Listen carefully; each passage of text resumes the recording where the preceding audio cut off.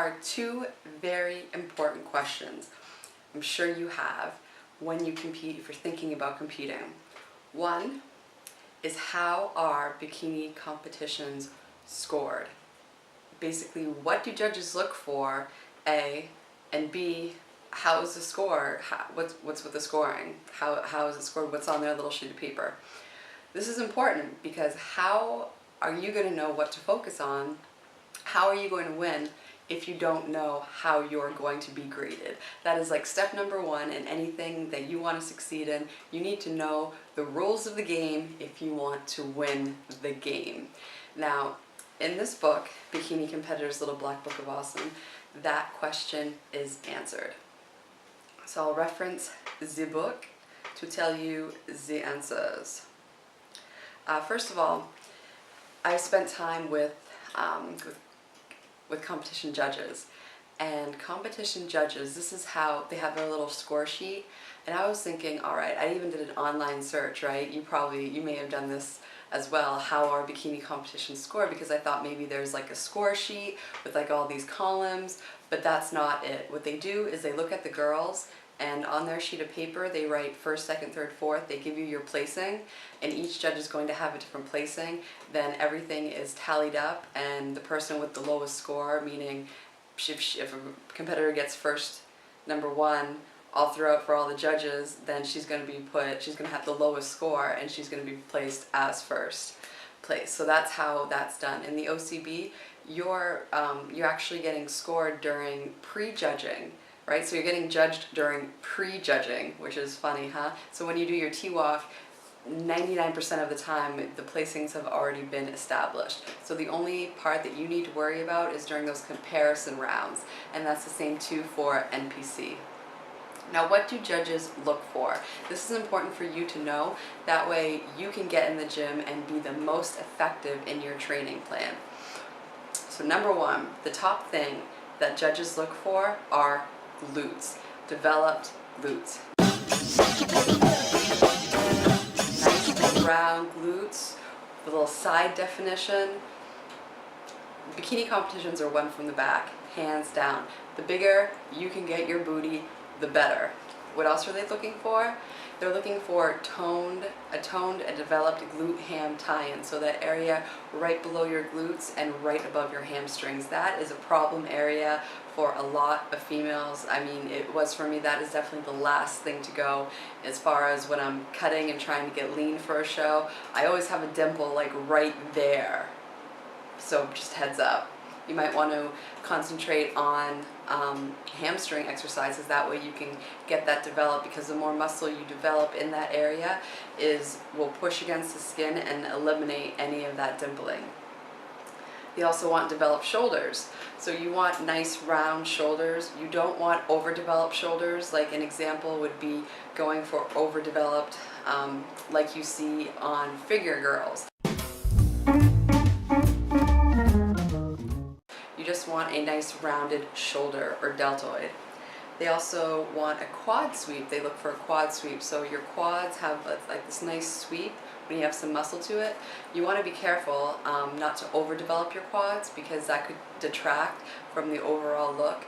So let's say you're doing a squat and you find that your quads always take over.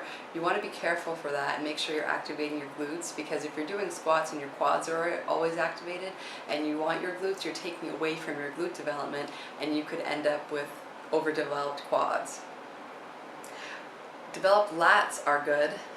If you have a back that's wider and tapers down, it's going to make your waist look smaller, which is another key thing. And then finally we have the topic of leanness. This is pretty tricky. You don't want to be lean like a figure competitor, because that will work against you, but you want enough leanness so that you have ab definition. And the best way to figure out if you're lean enough is to take a video of yourself and then compare that video with a video of a bikini competition and see how you compare. Because just visually, like when I would try to gauge my leanness visually, I couldn't do it accurately. The only way, I thought I was way leaner than I actually was. The only way that I could take an honest look at myself was through video, and that can even go the other way. Like I remember when I was trying to get lean and carb depleting, I was looking flat and I couldn't tell because it's just very difficult. So if you want to gauge your leanness, definitely go from a video.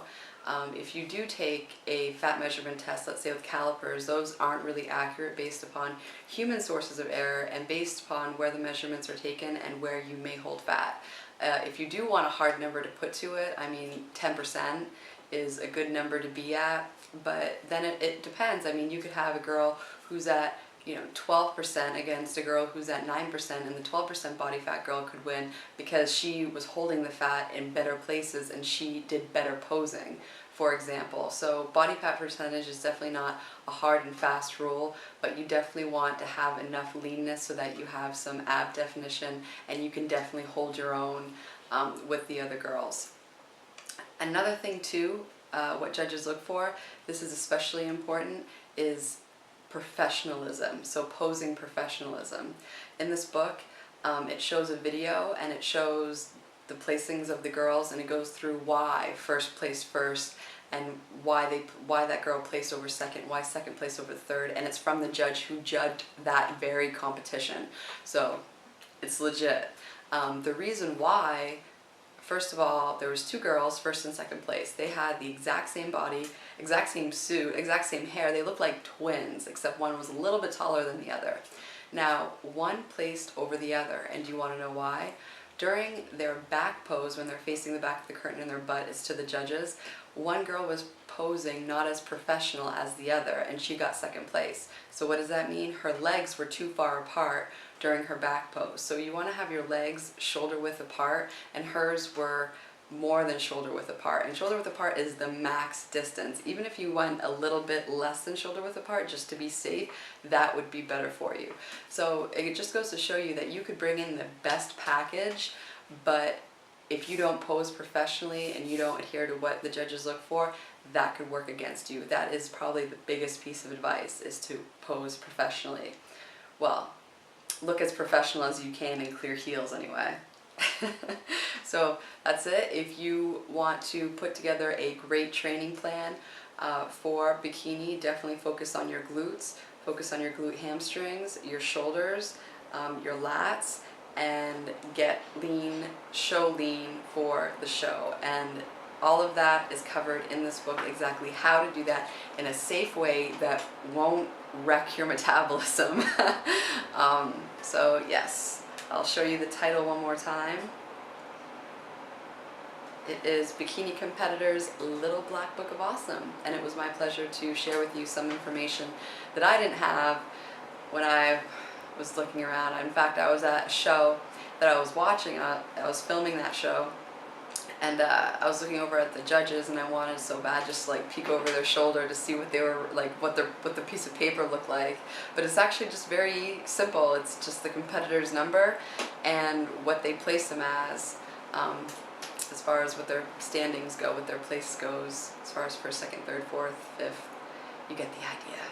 So thank you so much for watching. Definitely subscribe to the channel, like the video, leave a comment, tell me if you have any questions, because I can definitely reference this book and get them answered for you.